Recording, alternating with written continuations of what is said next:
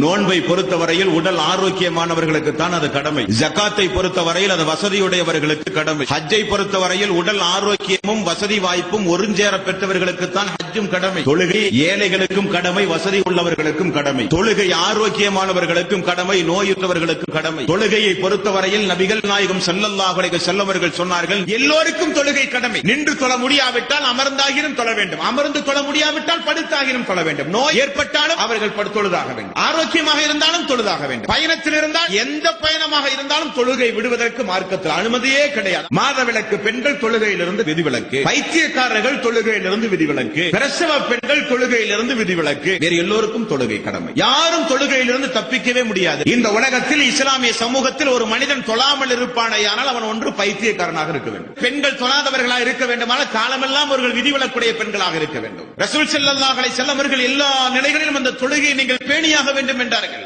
என்றைக்கு அல்லாஹ் போர்க்காலங்களில் நீங்கள் தொழுதாக வேண்டும் என்ற ஆயத்தை இறக்கினானோ அத்தோடு இந்த உலகத்தில் யாருக்கும் தொழுகையை விட அனுமதியே கிடையாது என்றார்கள் சஹாபாக்கள். அந்த அளவுக்கு மிக முக்கியமான ஒரு கடமை தொழுகை என்பது. எந்த ஒரு காரணத்தையும் கூறி தொழுகையை விடுவது மார்க்கத்தில் அனுமதியே கிடையாது. 50 வயது 60 வயது ஆகியும் எத்தனையோ இஸ்லாமிய சகோதரர்கள் சகோதரிகள் தொழுகையை நினைத்து கூட பார்க்காமல் இந்த உலகத்திலே வாழ்ந்து கொண்டிருக்கிறார்கள். மிகப்பெரிய தவறு. மரணிப்பதற்குள் நீங்கள் தொழுதாக வேண்டும். நபிகள் நாயகம் ஸல்லல்லாஹு அலைஹி வஸல்லம் அவர்கள் சொன்னார்கள், 2 துண்டாக வெட்டப்பட்டாலும் கீழே தூக்கி எறியப்பட்டாலும் அல்லாஹ்வுக்கு இணை வைக்காதீர்கள், நீங்கள் தொழாமல் இருந்து விடாதீர்கள், தொழுதாக வேண்டும் என்று ரசூல் ஸல்லல்லாஹு அலைஹி வஸல்லம் அவர்கள் சொன்னார்கள். நோய்வாய்ப்பட்டு கிடக்கின்ற அல்லாஹ்வுடைய தூதர், நடக்க முடியாமல் அமர முடியாமல் இருந்த அல்லாஹ்வுடைய தூதர் ஒரு நாள் இஷாவுடைய ஜமாத், ரசூல் ஸல்லல்லாஹு அலைஹி வஸல்லம் அவர்கள் எழுந்து ஒது செய்ய முற்பட்டார். மயக்கமுற்று கீழே விழுந்தார். அப்பொழுதுதான் அல்லாஹ்வுடைய தூதருக்கு தெரிந்தது, நாம் இனி எழுந்து கூட நடக்க முடியாத அளவுக்கு நோய்வாய்ப்பட்டோம் என்று. ஃபضل இப்னு அப்பாஸ் ரலியல்லாஹு அன்ஹு அவர்களையும் அலி ரலியல்லாஹு அன்ஹு அவர்களை அழைத்து, என்னை பள்ளிக்கு நீங்கள் தூக்கி செல்லுங்கள். ஆயிஷா ரலியல்லாஹு அன்ஹா அவர்கள் சொல்கிறார்கள், அல்லாஹ்வுடைய தூதருடைய பாதம் நிலத்தில் வைக்க முடியாத அளவுக்கு நோய்வாய்ப்பட்டிருந்த நேரம், அவருடைய பெருவிரல் நிலத்தில் கோடு போட்டுக் கொண்டு சென்றது. அந்த அளவுக்கு நோய்வாய்ப்பட்டிருந்த நேரத்தில் நபிகள் நாயகம் ஸல்லல்லாஹு அலைஹி வஸல்லம் அவர்கள் தொழுகையை கடைபிடித்தார்கள். தரீகா என்றும் சாதுரியா என்றும் பல்வேறு ஆன்மீகவாதிகள் இன்றைக்கு மனித சமூகத்திலே புறப்பட்டிருக்கிறார்கள். நாங்கள் தொழ வேண்டிய அவசியம் இல்லை, எங்களுள் அல்லாஹ் புகுந்து விட்டார். நாங்கள் பார்க்கிற பார்வை அல்லாஹ், பிடிக்கிற கை அல்லாஹ், நடக்கின்ற கால் அல்லாஹ். ஆகவே நாங்கள் தொழ வேண்டிய அவசியம் இல்லை. மார்க்கத்தில் நாங்கள் பூரணம் அடைந்தவர்கள் என்று சொல்லுகிறவர்களும் இந்த மார்க்கத்தில் உண்டு. ஆனால் நபிகள் நாயகம் ஸல்லல்லாஹு அலைஹி வஸல்லம் அவர்கள் மரண நேரத்தில் கூட மக்களால் தூக்கி வரப்பட்டு ஜமாத்தோடு தொழுதார் என்றால் தொழுகையினுடைய முக்கியத்துவத்தை நீங்கள் புரிந்து கொள்ள வேண்டும் என்பார்ந்த சோர்களே.